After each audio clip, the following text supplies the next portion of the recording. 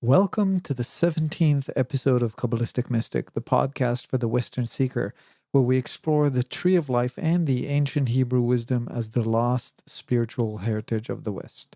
I'm your host, Dovid Batat. At this time, when you're listening to this, I'm on vacation in Israel, celebrating the Jewish holidays with my family. However, I have prepared an episode in advance. It's a pre-recorded interview in which I explore the Jewish holidays with a friend named Dovid Krafchow. Dovid is in his 70s and he lives in Ashland, Oregon. He spent the last 50 years studying Judaism and Kabbala. He's the author of 15 books, 5 of which are published, including a book called Kabbalistic Tarot by Inner Traditions. While Dovid and I don't completely see eye to eye when it comes to the Kabbalistic teachings, specifically the knowledge behind the ancient Hebrew letters, he is by far the most experienced and intuitive tarot reader that I've ever met. Also, his knowledge of the Jewish traditions is absolutely unmatched. He is, therefore, the best person to talk about the Jewish holidays that are taking place right now. Enjoy.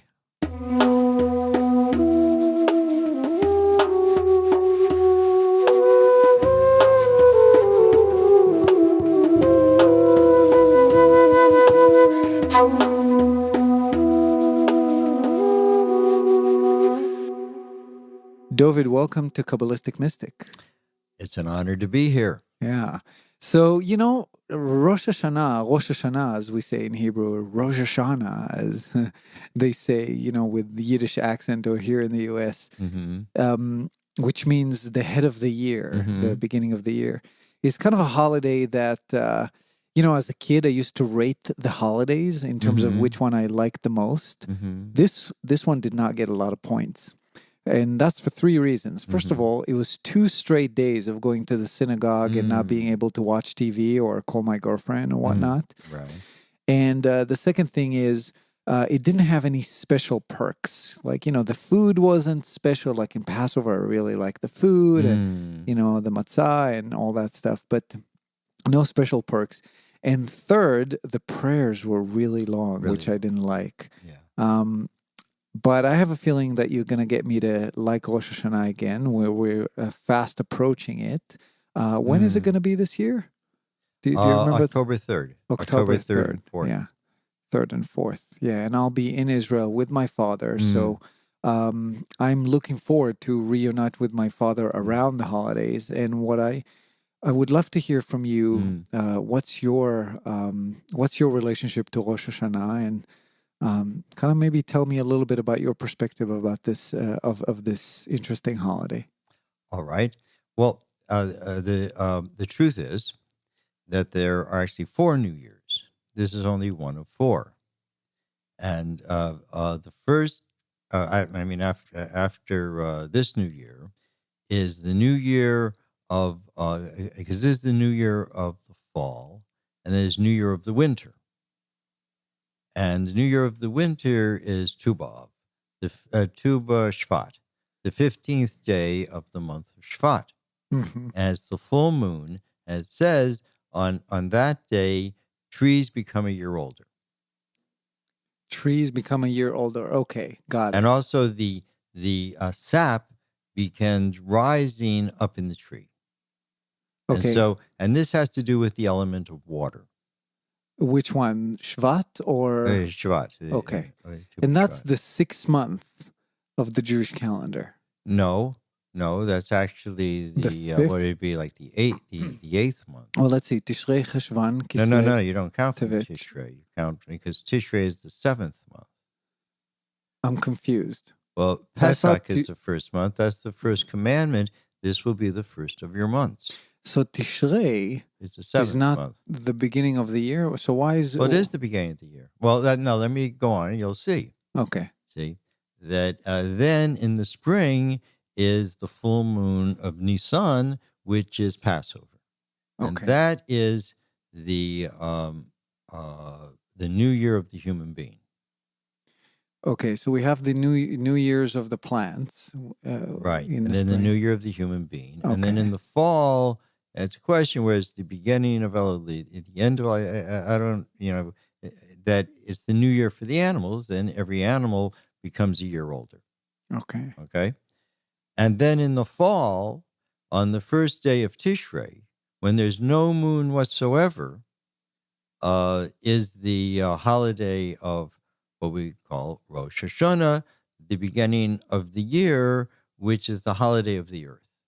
Okay. So we see in this that the Jewish people, we count the months from the spring, but the earth, which is really all, it's everything, and it's for everybody.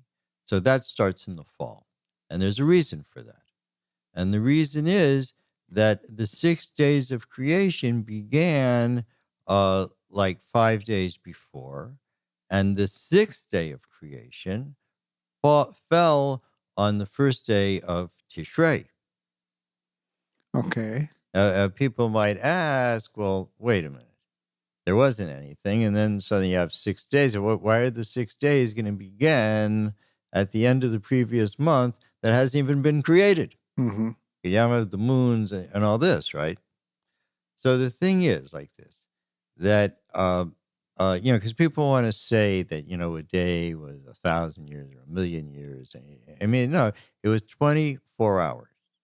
And the moon and the sun were later put there for us to be able to see. Okay. Right? But it was already established by God, and there was already, 266,450,000 years, which had preceded the 6 days of creation. Mm. And so the 6 days of creation began on what is going to be the month of Elul, which we're in now. Mm-hmm. Elul, yeah. And then the sixth day of creation, that's when the human being is created. And that is the beginning of the year. Because every year is about human history. So this is not a kind of holiday that's like just for the Jewish people. We have our new year. That's in Passover. That's when our nation became a nation. So that's really how we count our years. But this Rosh Hashanah is for the entire world. And so the fact that, the Jewish people were first commanded to do this, and the fact that we say prayers for a very long time, this is not just for us. This is like bringing down light for the entire world. And so it's a very, very serious holiday. And the reason it is called Rosh Hashanah is the new year actually takes 10 days. And it ends with Yom Kippur. Okay. And why is it called Rosh Hashanah? Mm-hmm. Because this whole time between the first day of Rosh Hashanah, Mm-hmm. the first and the second day, those are the two hemispheres of the brain. That's why there's 2 days. See? So it's almost matching the 10 spheres of the tree of life. That's what it is. Yeah. And the third eye, which comes 10 days later, the 10 Sfirot.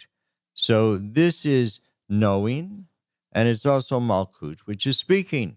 Mm-hmm. That's the thing that the thing is like known after 10 days, because the whole idea of Rosh Hashanah is that our tradition is that when you sound the shofar is the ram's horn, remembering how our father Yitzchak was going to be slayed by his father Abraham, Mm-hmm. because he understood that's what God had commanded him. And the fact that both of them would do this gladly, so is what we want to bring to God. We want to say to God, remember, we're the people who were willing to do this, to slay our son or to be slayed, if that's what God wanted. That wasn't what God wanted. Abraham had misunderstood. But so we want to bring that before God as a merit of our people. Mm. Because God on Rosh Hashanah writes down like what one's not one's future, but what one will be given during the year, according to how we did last year. see? So, Okay. so if a person, let's say, really worked at a thing, it was really trying to make this thing work. So Rosh Hashanah would come, and one would ask God, please, write into the book of life that, so that what I need, will be fulfilled, because it's considered like a decree from the king. That's why these are called the 10 days of Malchiyot, the 10 days of royalty. And so there's the prayer that we say at the pinnacle of prayer when we pray every day is we call God El HaKodesh. And El is the name of God, which has to do with kindness. But during these days, we see Melech HaKodesh, the king. We switched the word El with Melech. Right. So this is the king. And you're going before the king, and the king is going to judge you. Mm-hmm. This is how you did. And so that's why it's so serious. Other people that have New Year, they're all celebrating. Our New Year is taken very seriously. And then this is what is written. And then 10 days later on Yom Kippur, the Day of Atonement, is when it's sealed.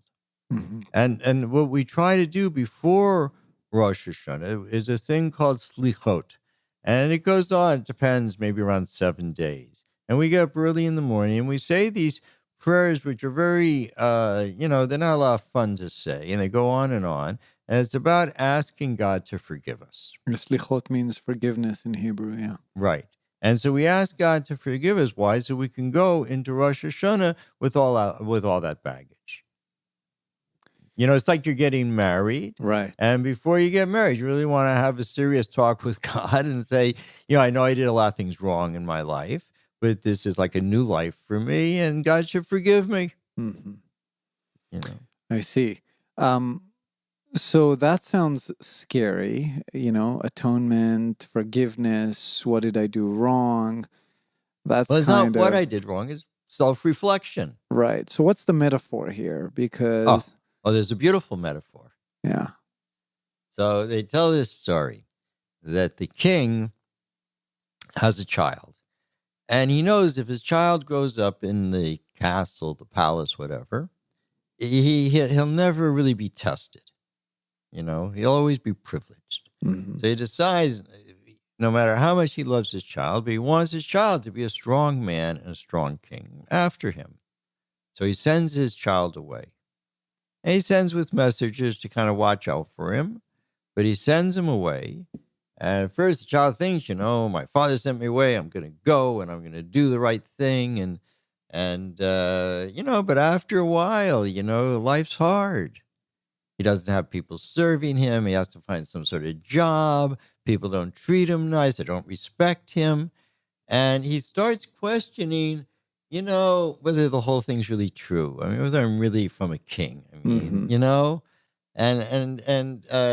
and time goes by, and the king by that time feels, it's been enough.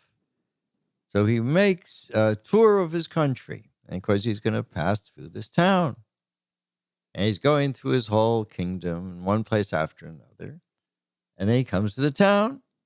And the boy, he's very, involved in his work. He has to make money. Here's the king's coming. I don't know. I got work to do. And people are going out to see the king, and he's working. Everybody gets a little curious, everyone's going. So he goes too. And he pushes himself in so he can really see. And he sees like all these dukes and duchesses or, whatever, horses with plumes. And they're all... all this celebration and stuff. Mm-hmm. And, he's checking it all out, and it's interesting. And he sees in the distance, the carriage of the king and the soldiers in front of it. And he has a strange sense that this is familiar to him. And the more he stands there, the more he thinks, I seem to know these people, until the carriage of the king comes. And he knows this guy, and he looks in the carriage, and he sees the man. He says he knows this man, and he doesn't know what to do. He doesn't know what to say. but he has to say something. So he runs in front of the carriage. They come to a stop. King looks out, and there's the boy. He opens up his mouth, and just this sound comes out. He cannot articulate what there is in his heart. And that is the sound of the shofar. That's why we sound the shofar, because it's beyond articulation. It's just that pure breath. Mm-hmm. And so the father takes the child into the carriage, and they go back to the castle. And they get to the castle, and they walk through the castle, and everyone's like bowing down to them. The king is back, united with his son. And then it comes to the king's inner chamber, and he leaves his son outside, and he goes in, and the child just won't accept this. This is my father. I have to be together with him. Mm-hmm. So he knocks on the door, and he just knocks repeatedly and repeatedly, and he's not going to stop until his father opens the door. You know how kids are. They want something, man. They just won't stop. Yep. And we do this on Yom Kippur when and we're not, because we've already reflected on the things we did wrong. And now we're reflecting on the things we did right. And maybe I did this right thing, but I did it with arrogance. Mm-hmm. Maybe I did a commandment, but I was disrespectful to the people I did it to. Like maybe if you give, money to the poor, well, that's a commandment.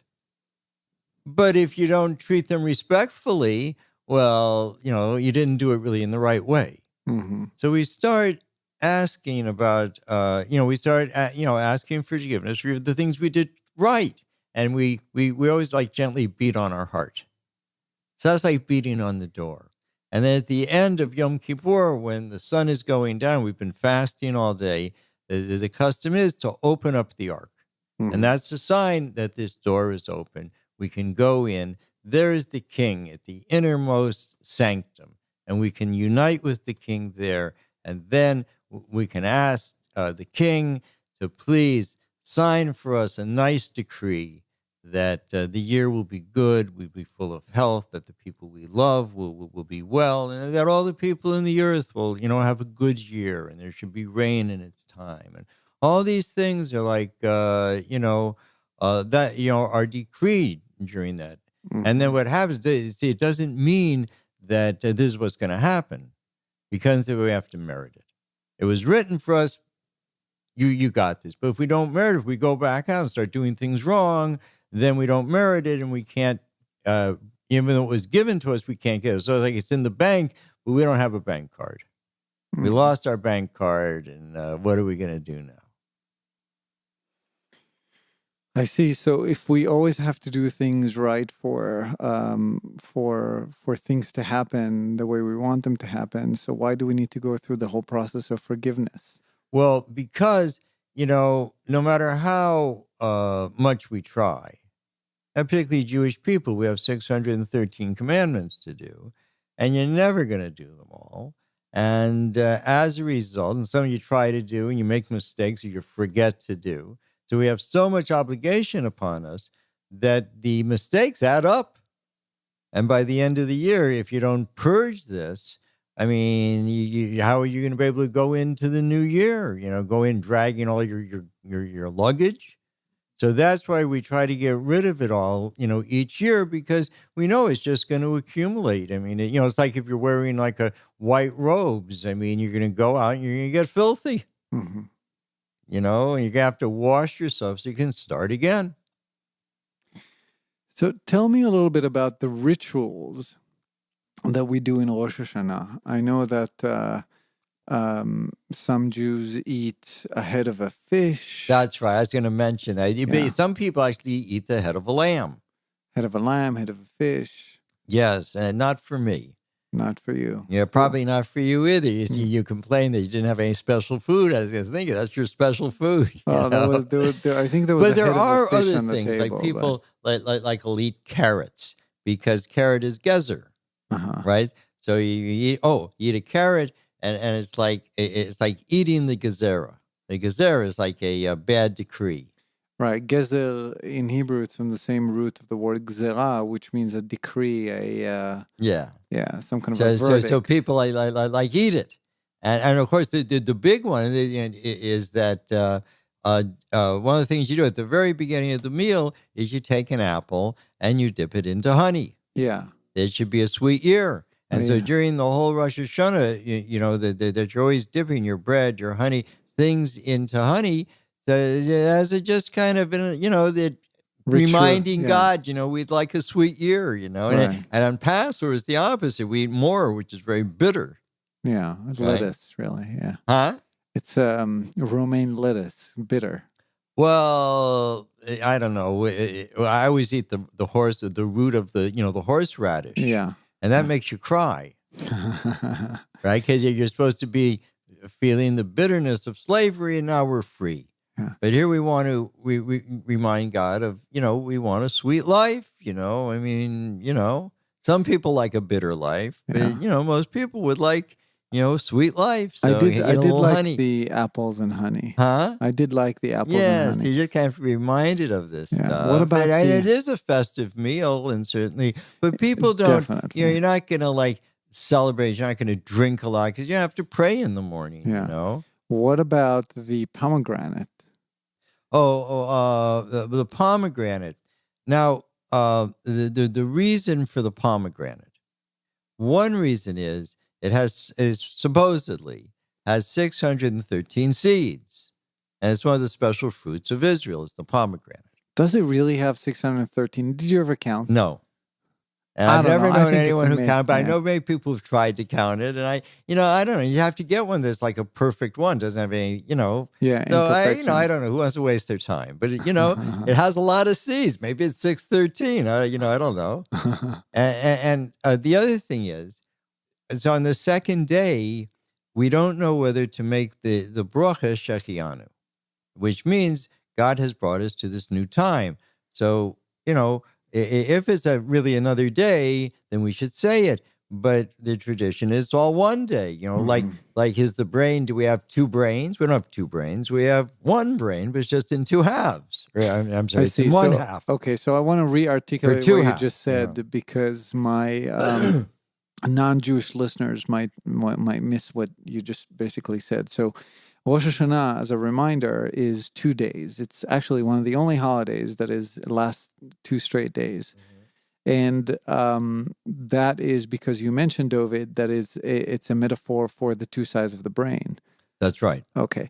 And so what you're saying is there's a blessing called Shehechianu, which means essentially thanking for that we got to see this special time. Right. But what you're saying is you only say it in the first day, not on the second day. And the reason for it is because you only have one brain, and you already said it the previous day. Right. Nonetheless, there's still a question. Maybe you should say it. So it's a custom to take a new fruit and put it on the table. So in case it's not right to say it, you know, when you begin the meal, you're saying it on the fruit. Yeah. Yeah. Wow, so many laws in Judaism. There's so many without end. Oh my God, it's endless. It's endless. But there's one good thing about it. There's many good things about it. And one of the good things about it, when it comes to sex, there's no law. It's true. There's no law. Whatever people do, God's fine with them. Well, other than all the things that you're not allowed to. Well, no, you're not allowed to. It's just the things. There are times when you can and times you can't. There's people you can and people you can't. But once you're being sexual, there's no law. I see. What religion does have a law once you are sexual? Well, you know, like the Christians have, you know, they have laws about, you know, only on what they call the missionary position. Oh, absolutely. You know, and I never heard that. Muslims don't.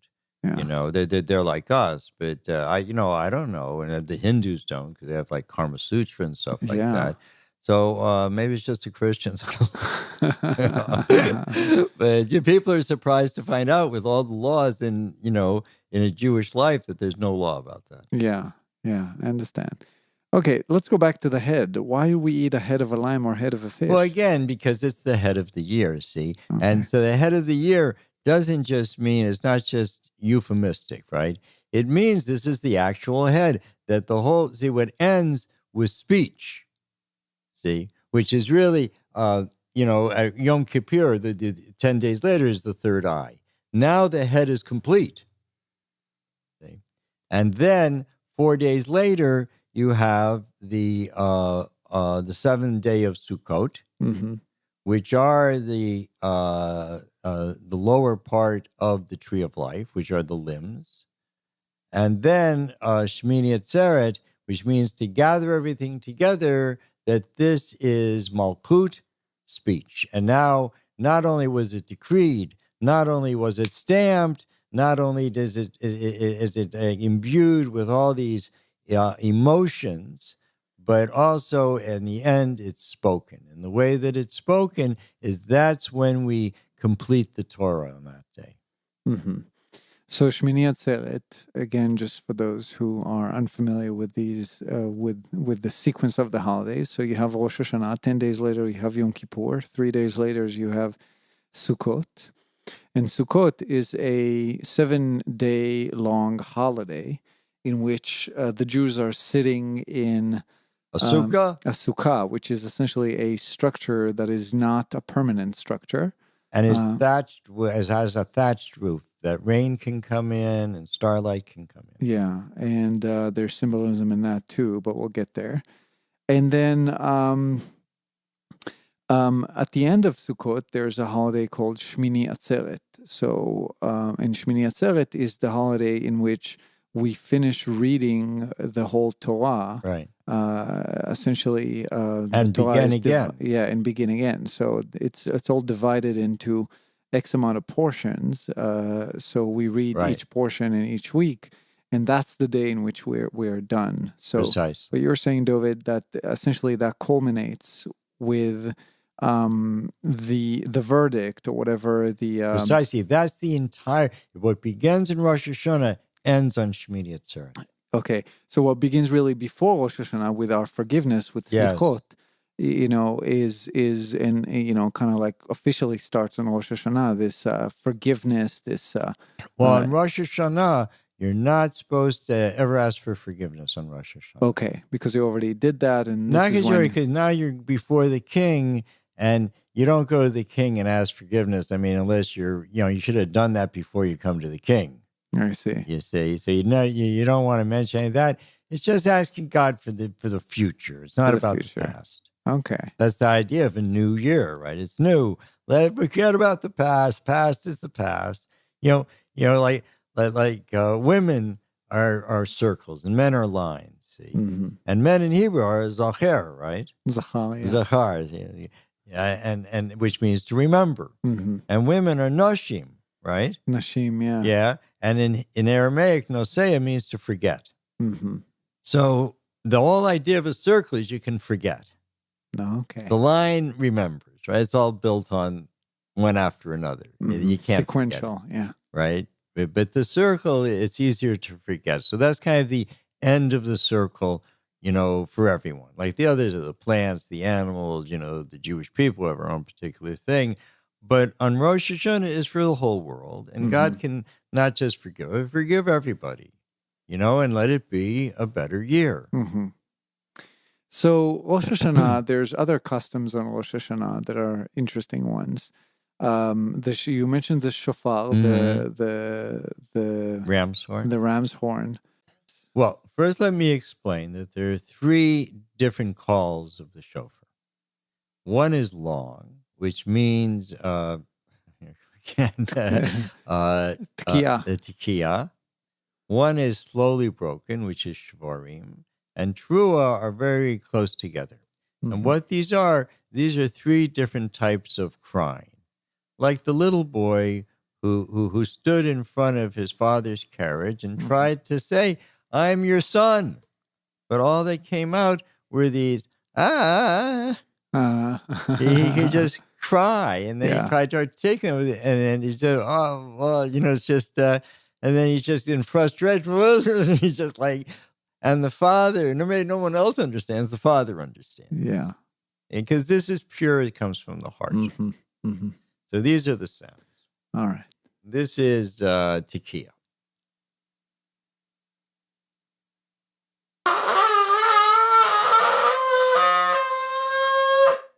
And this is Shvorim.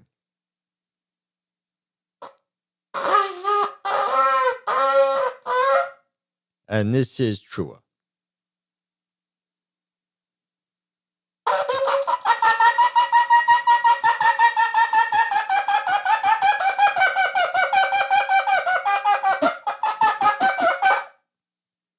And the law is that Trua should be as long as you can do it. Mm-hmm. At least 9, I think, right? I think something like Yeah, that. yeah. You know? Because there's rules for everything. Absolutely. Except sex. Yeah, except sex. Yeah. Anyways, that's so that yes. Yeah. So there's another thing that the shofar it looks it's a ram's horn, so you blow out of the narrow part of the ram's horn, Okay. and the sound comes out of the wide part. Yep. So there's a sentence in Psalms that says that I call out from the narrow straits, and God answers me in width, and that's that is appropriate to the shofar. That we're calling out from this narrow place, yet God answers us in the shofar, and the mitzvah of shofar is to hear the shofar, not to blow the shofar. Not to sound the shofar. The idea is to hear the shofar and let it enter one's heart and let it evoke an emotion that then is poured out in one's prayers. I see. Well, thank you for that demonstration. And okay, so we have that, but then we also have. Hold on, that's maybe I'm confusing that with Sukkot, the lulav and the etrog. Yes, that's Sukkot. That's Sukkot. Whoops. Okay, it's been a while. But maybe we should go through like the that whole thing, because see, each part is dependent upon another. Yeah, I mean they kind of all go together anyway. That's what I'm saying. This is the new year. It's just not the first day. It's like really like, what was it, 22, 23 days, something like that. It's the Jewish holidays, this concentration of 4 major holidays that are all happening at the same time. By the time you end the holidays, the new year, you're just so ready to go out in the world. Yeah, and you're so much more fat because you ate so much. Well, often that's true too. But see, after the Yom Kippur, so that's considered the decree is signed and sealed. And then you have 4 days, and these 4 days correspond to the 4 letters of God's name. Okay. And then you begin Sukkot. And the idea of the Sukkot, first, that it's impermanent. And we should... Sukkot, as a reminder, is the impermanent house or structure that you live in throughout a period of 7 days, and it has no roof to allow... Well, it does have a roof, but the roof is thatched. It's thatched, yeah. And the idea is that when you live in impermanence, it increases one's faith. Okay. So after God has given us the decree, so God asks us, so go out, and it's usually, it's nice out. Sometimes, if it's rainy or, cold, if you're miserable, you go in the house. Okay. There's no mitzvah in being miserable. Okay. But usually it's nice out, and everyone loves this holiday because, there aren't a lot of prayers. And the main thing is to go sit in the sukkah, and everything you do in the sukkah, everything you do in the house during the year, you should do it in the sukkah. So you get extra points for various activities that you usually do in the house, and now you're supposed to have sex. It's just every moment you can spend in the sukkah is a mitzvah. Okay. It's the only mitzvah that you go into. How would you define mitzvah for those? There are 613 commandments. So mitzvah is a commandment. That's right. Okay. Is one of the 613. It's like something you're supposed to do or not supposed to do. That's supposed right. to not do. There's 365 we don't do, and 248 that we're supposed to do. Wow. It's a lot. It's a lot. Yes, it is. But what this is, see, the human body, according to the Kabbalists, is divided, not even the Kabbalists, in the Talmud, that is divided up into 248 limbs and 365 connecting tissues. And the the human body is like that, and the mitzvot are like that. And so, what is this?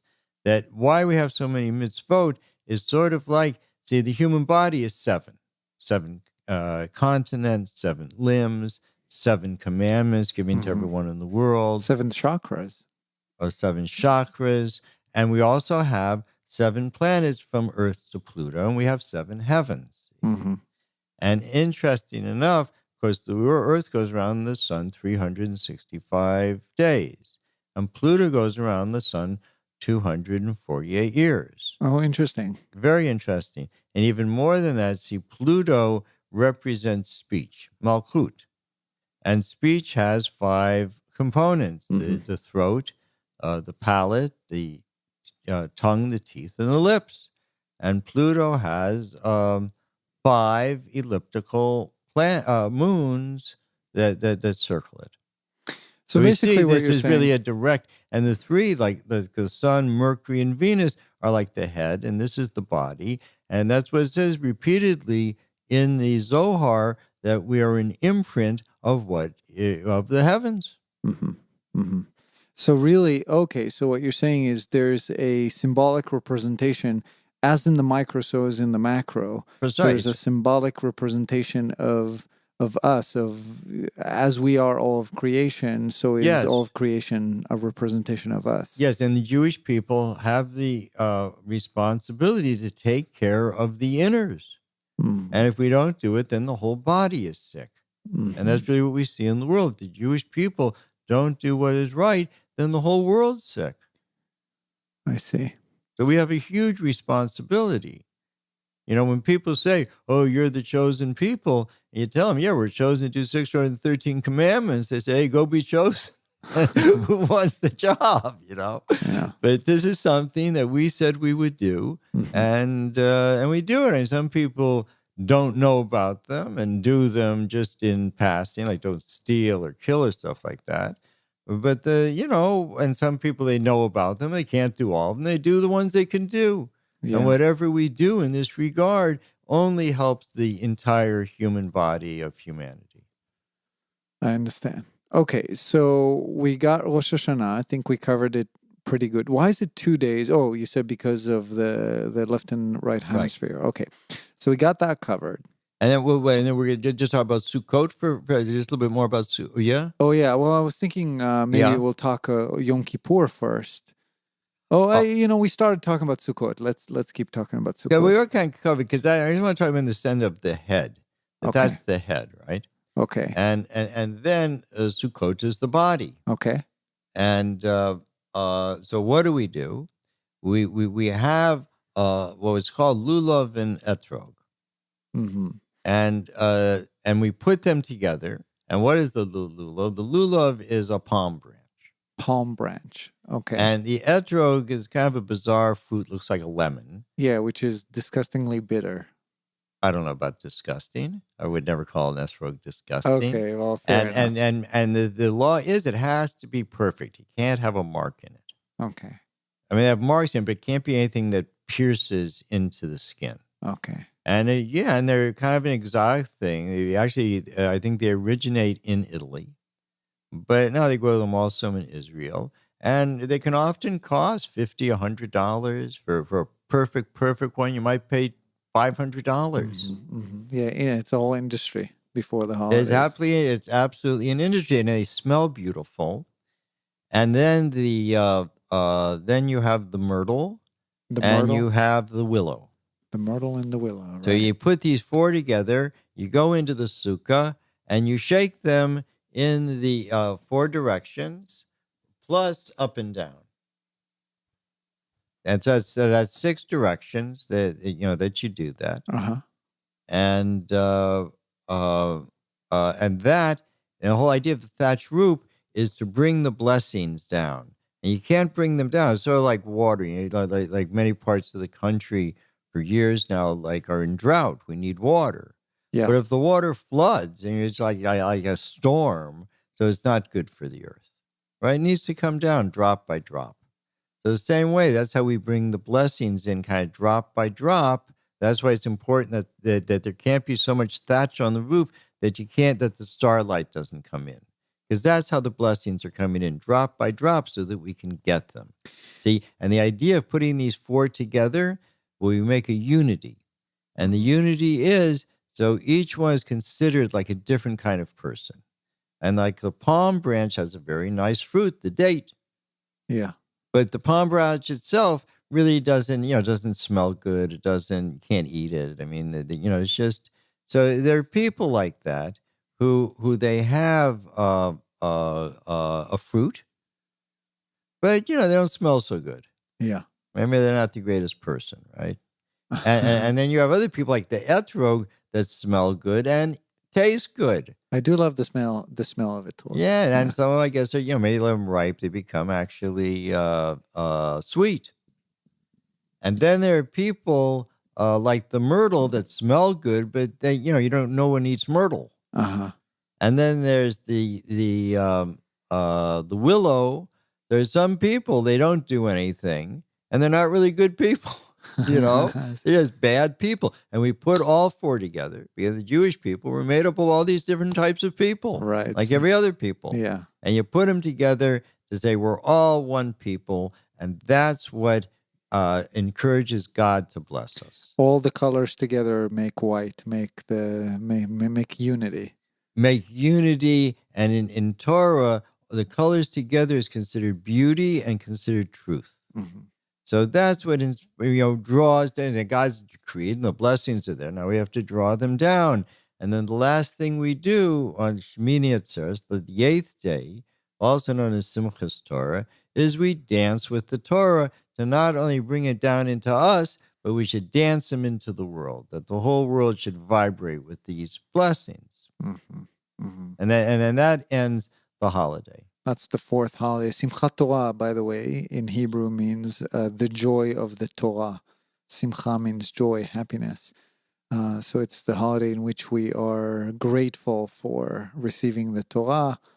I remember that holiday, I actually was one of my favorite, if not the favorite. Yeah. Because I remember everybody was dancing, everybody was happy. Right. And if you were lucky, they let you hold the Torah, which is... It would be and like some people even get like really drunk. Really? Oh, I never seen anybody drink. Oh, really? You go to the Russians, man. They're so drunk they can hardly walk. Well, Russian drink no matter what No, holiday. No, this is a special holiday for them. They love these drink and they dance, and they'll pull you by the beard, and then you go crazy. Really? The Torah, by the way, which is really a name for the 5 books. The Hebrew Bible. Well, it's also the name for the entirety because Torah means teaching. Yeah.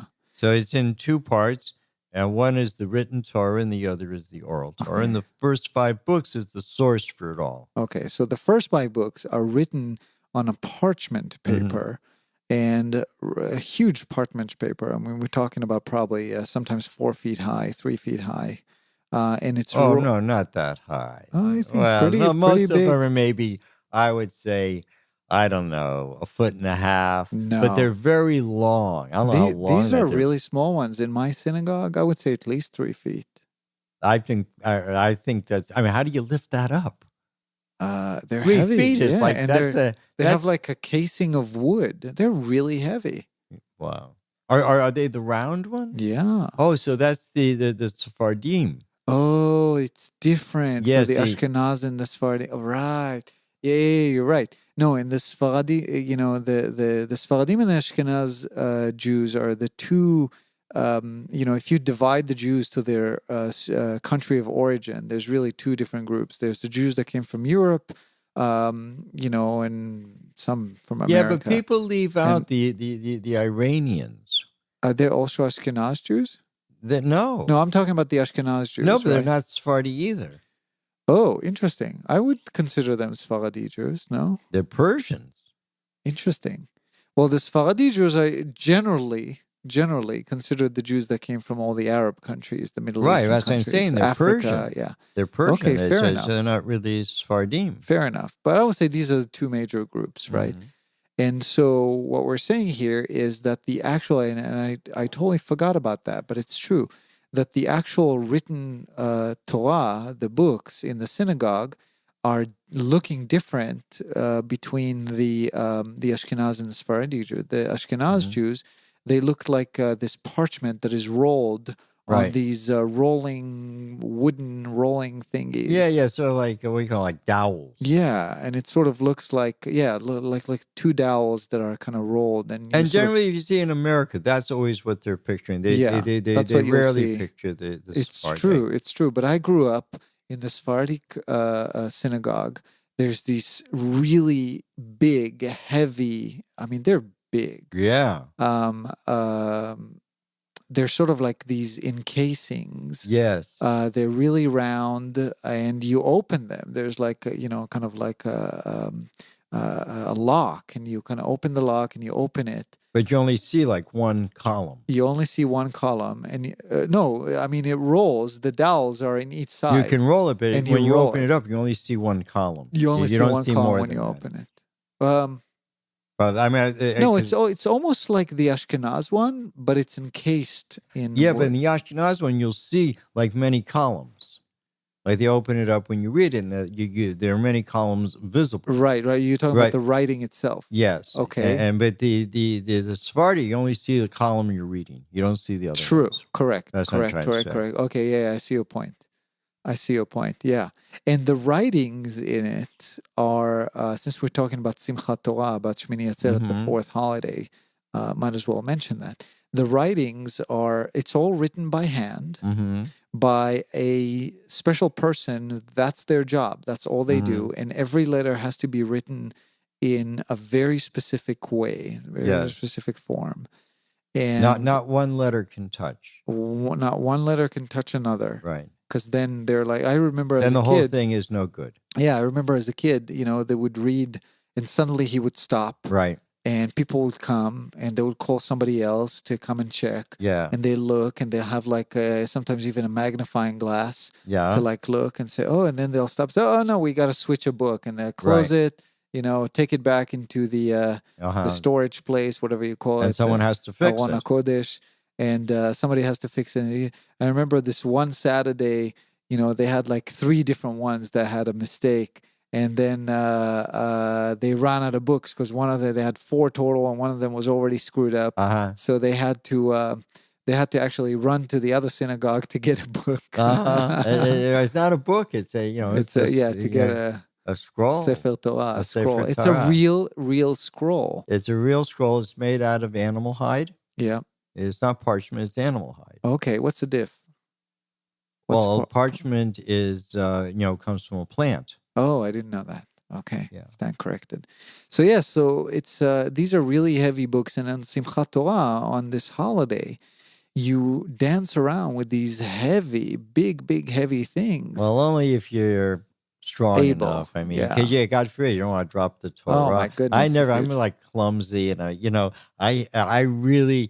never looked. People go give you a Torah, and I'm like, hey, no thanks, man. I don't want to drop that. I don't want to drop it. I just feel too clumsy. I'm always. To me, it's no joy to just dance with the Torah. I mean, it's a joy to have the Torah and dance with it, but I'm always worried. And I remember the really strong men would like dance and like. Literally like jump it in the air. It was almost like you sort of like lightly toss a baby like up and down so the baby laughs. Yeah. They'll do that up and down, and everybody would be like holding their holding their breath. Yeah. You take some chances. And particularly if God forbid, people are drinking or stuff. Yeah. I used to love the songs in Simchat Torah, but I don't remember any of them. I'm sure it'll come back to me. I'll go with my dad to the synagogue. So I'm looking forward to kind of reconnect with that piece of the tradition, this holiday period. Yeah. Let's go back to Yom Kippur, because we spoke about Rosh Hashanah, we spoke about Sukkot, we spoke about Shmini Atzeret, Simchat Torah. And Sukkot, Yom Kippur, you mentioned that it's the day in which the sort of like the verdict is being... it's because the decree is on Rosh Hashanah. Yeah. And the seal is put on. That's one thing, you write it, but when you seal it, it's over. Yeah. Now you got the stamp of approval. That's it. Okay. So Yom Kippur, I just want to name for me as a kid. kind of a freakish holiday. We don't eat. We fast for a period of 24 hours. We don't eat. We don't Actually, drink. 26 hours. 26. Okay. And I remember you're not allowed to wash. I mean, there's a Yeah. lot of restrictions. And Yeah, it's, well, you're like not allowed to shower, yeah. and you're not allowed to anoint yourself, Anoint? What's that mean? like to rub oil on yourself. Oh, okay. Well, I'd never do that anyway. Well, you used to be people in the Middle East. That's what they, Yeah, yeah, yeah. essential oils. People are starting to do it now, Yeah, yeah, of course. and you're not allowed to have sex, Not allowed to have not allowed sex. to eat, So not allowed to drink. there is laws about sex in Judaism. No, I told you just when you can or you can't, but once you're sexual, there's no laws. Got it. Yeah. Got it. Okay, so I want to share my experience as a kid All of right. Yom Kippur in Israel, because when you're in when you live in Jerusalem on Yom Kippur, especially when I was growing up, things are definitely different. But when I was growing up, you did not see a car because obviously nobody drives. And Yom Kippur is one of those days that even if you're secular, you're observing Yom Kippur. It's the one day that you'll go to synagogue, even if you're secular, as long as you believe in the existence of God. So first of all, you would see these people in the synagogue that you've never seen before. But second, there was this eerie feeling in the streets because imagine it's almost like the post-apocalypse type of feeling because literally no cars, but not like Shabbat or Saturday, where in one of my episodes I was telling how, like rarely people drive. But here you don't even hear a car from a distance. Like there's nothing. I mean, there would be the occasional ambulance that would pass. Now, all the kids, what they would do, because How about the Arabs? if you don't go to Arab neighborhoods, you're not going to hear them. And most of the, it was just, and you just know you don't drive on. And also the really religious people will stone you if you drive. Oh, that's very Yom Kippur. That's very, yeah. The Day of Atonement. Yeah, exactly. It happened to me once. I remember Really? Yom Kippur was approaching and I was driving back home and it was maybe 20 minutes before the holiday is supposed to start. The sun was setting and I passed through this really religious neighborhood and I got stoned. Yeah. Wow. Yeah, it was horrible. But anyway, kids, because nobody would be driving, kids would take like stone, like, stone tiles Yeah. that you use to make floors and would flip them on the asphalt and slide on them. Sit on them or stand on them and then slide. And of course, all the kids get their bikes out. And it would just be the thing on Yom Kippur. That's what you do. You basically use the road because it's the only day of the year where the road is clear and no cars are. I see. No cars are coming. And we would make it a point when we head back from the synagogue to walk right smack in the middle of the road because it's kind of like you reclaim the road. Yeah. But other than that, I don't really have too many good memories from Yom Kippur. It's basically a day where you spend pretty much 26 hours in the synagogue. And, pretty much. I mean, other than sleeping. Yeah. Each. See, but here's the thing. See, we're building the body, right? Yeah. And like Yom Kippur brings us the soul. And you see that in that there are 5 parts of the soul, and in all the other holidays there'll be 4 prayers, and during the week there's 3. During the holidays there's 4, and only on Yom Kippur is there 5. Interesting. And the first 3 that we you pray 3 times a day, and each prayer has to do with a segment of the body. Okay. Like the lower part of the body is nephesh, like from the hips down is nephesh. Nephesh means to move. And then you have ruach, which is actually the torso and the arms. And ruach means the spirit. Mm-hmm. And then neshama is the head. Now, what are the other 2? So the body, the human body, from the very beginning, the first human being was made androgynous.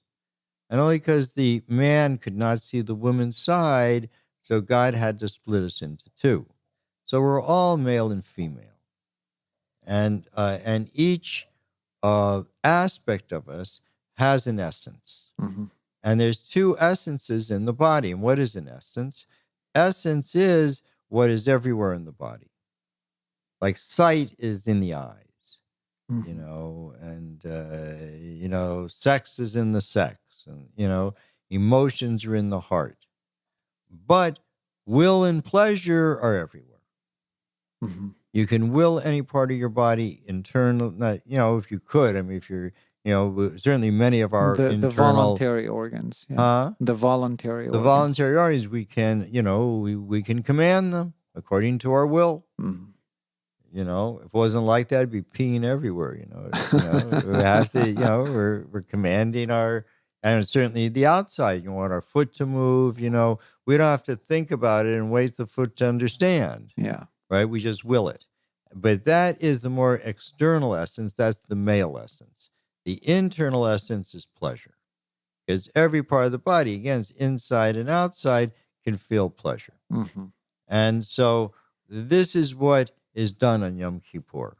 That each prayer has to do with a part of our overall soul, these 5 parts of the soul. Mm-hmm. Because now the head is how the soul comes into the body.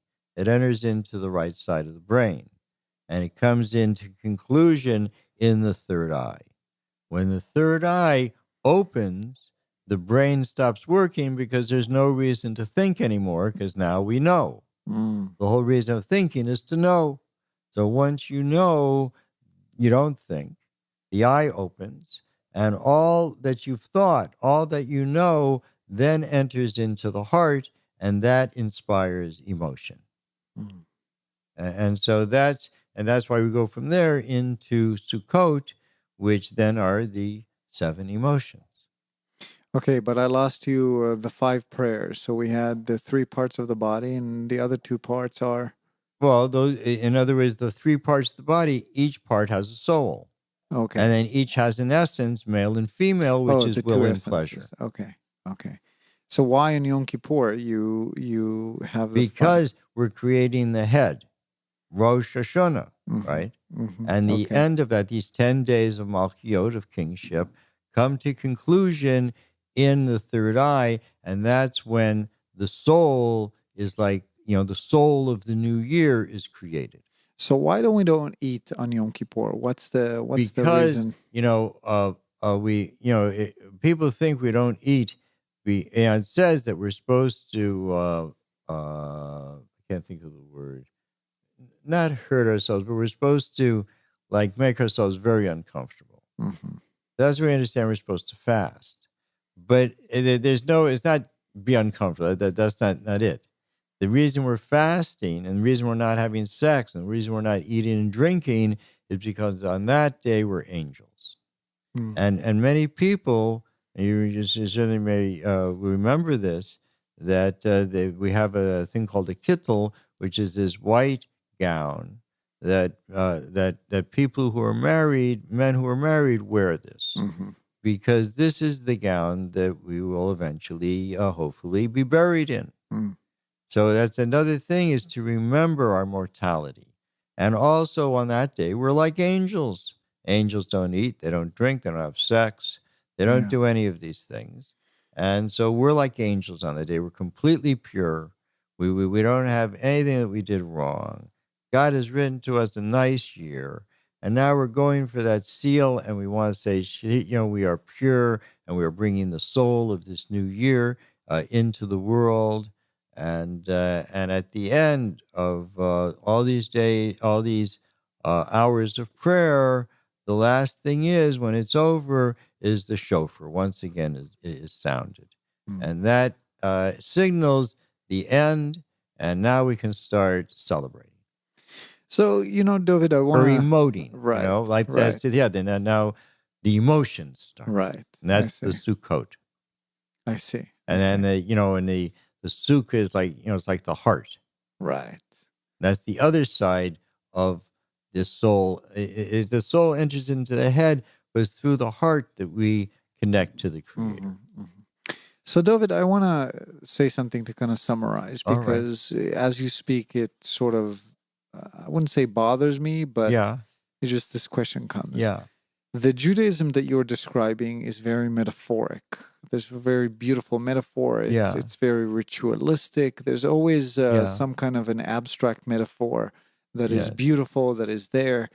It's not the Judaism that I grew up on. I felt in the heart of it. And I love what you're describing. There's beautiful ritual in it. Yeah. And the focus and everything that you're saying is not on, oh, you have to do this, you don't have to do that, but rather you're describing a ritual in a sense. And a process. And a process that is very beautiful. Yes. And I want to ask you, where is that discrepancy coming from? Like, why is it that so many people like myself have grown, were raised, I call myself a religious refugee. I escaped religion. Right. Where all the stuff that you're describing, where are they coming from, and why are there so few rabbis and people who I don't even know what I'm asking. Do you know what I'm asking? I know what you're asking. Yeah. So and here's the thing. The Torah has 4 levels. And the first level is just what's written. And that's considered the male Torah. And the female Torah is the oral Torah. And the oral Torah has 3 sections to it. The first section is law.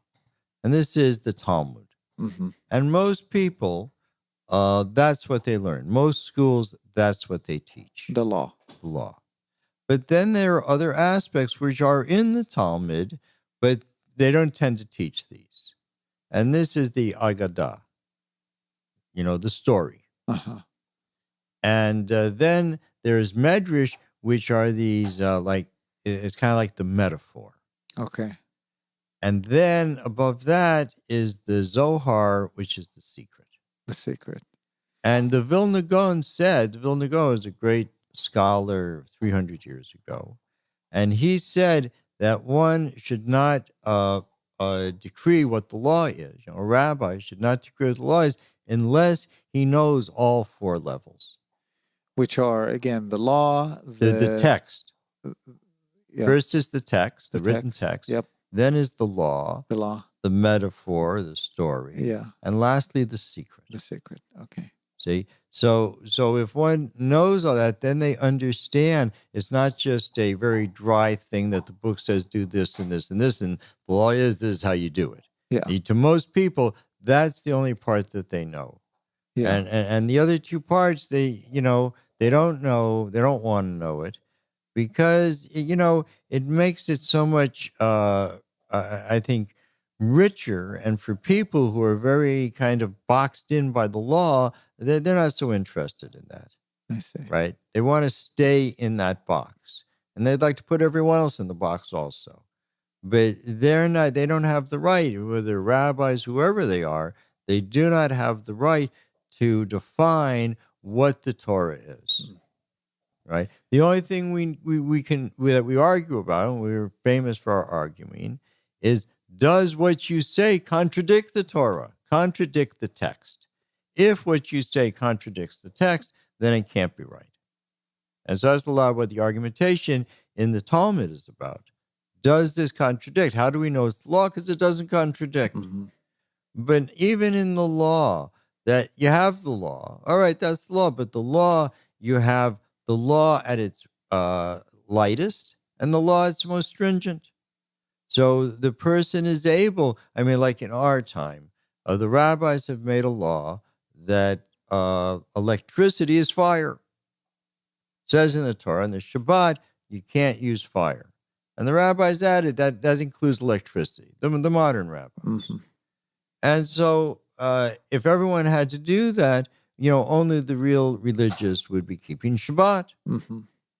But we have to say, well, okay, that's the strictest opinion. And certainly the rabbis who are strict, they should keep that. Yep. But the rest of us, we can do what the Torah says, not use fire, and we can have a pleasant Shabbos by, we'll turn the lights on and off, and we don't have to go crazy with these things because, we're not really on that level. And we're also keeping Shabbat. We're not keeping it like the rabbis, but that doesn't mean that it's lesser of a Shabbat, because the main theme of Shabbat is to have pleasure in the Shabbat and celebrate with God. And if you're all freaked out and stressed out over, whether the lights on or off or this or that, then, you might be doing what the rabbis say, but you're not really doing what God says. Mm-hmm. That's what I think. I see. Well, thank you for that perspective, and I appreciate all the beautiful metaphors that you brought to us today. And I feel, even growing up with these holidays, I definitely feel like I know a lot more about Rosh Hashanah, Yom Kippur, Sukkot, and Shmini Atzeret, or Simchat Torah. And I look forward to celebrating the holidays with this new information, new knowledge, and renewed knowledge that kind of came about here. Yeah, I mean, this is our inheritance. Yeah. So it belongs to all of us equally, and it all depends how much we want to know of it and how much we want to go into it. Mm-hmm. But, this is our richness, whatever, it's all in the bank for you. You can just go there and take it out. Yeah. Dovid, thank you so much for your presence today and the information and knowledge and stories that you shared with us. I wish you Shana Tova, Gmar Chatima Tova, and all that's in between. Thank you so much, Aerez. It's a pleasure being here, and I wish you also a good year and a sweet year and a very successful year. And with what you do, you should find a very big audience, and you're doing a very, very good thing. Thank you. Thank you, Dovid.